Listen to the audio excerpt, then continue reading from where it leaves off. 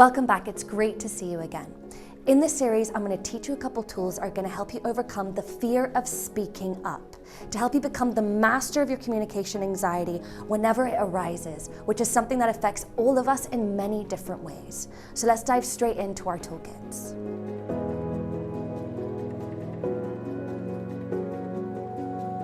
Now, one of the most powerful ways to conquer your fears and get to the root of what actually makes you feel afraid when speaking up or using your authentic voice is the power of positive visualizations, where you visualize the way that you're communicating to people and how they're responding to you in the ideal environment. Now, you can do this by creating the scenarios as they are, from walking into an office or going into your boss's office, or even when you're dealing at home and having to have a difficult situation or conversation over the dinner table, where you're tuning into how you are communicating energetically, what you're saying, how you're feeling, and how you're being responded to.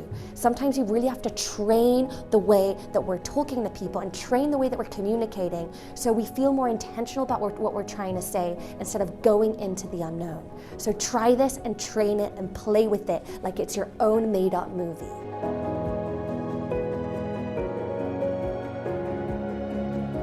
Now, our second toolkit is all about being assertive in the way that we're thinking and in the way that we're speaking.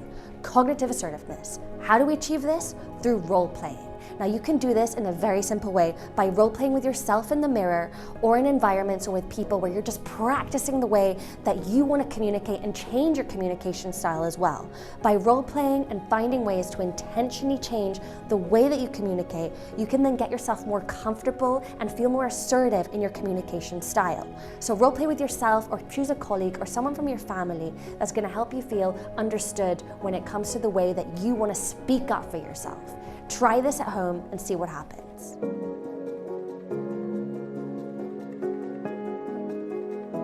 Now, our third toolkit is all about replaying the movie. Now, when it comes to the previous toolkits I've shown you, from positive visualizations to also having the cognitive assertiveness and role-playing techniques, it's very important to replay the scenarios in your head when it comes to what you're trying to achieve in the way that you communicate in the future. Because at the end of the day, you're wiring your body and your cognitive abilities to respond and communicate with more effectiveness and assertiveness as well. So combine these techniques to work in your favor and replay the movie as many times as you need to get yourself to where you want to be as a communicator.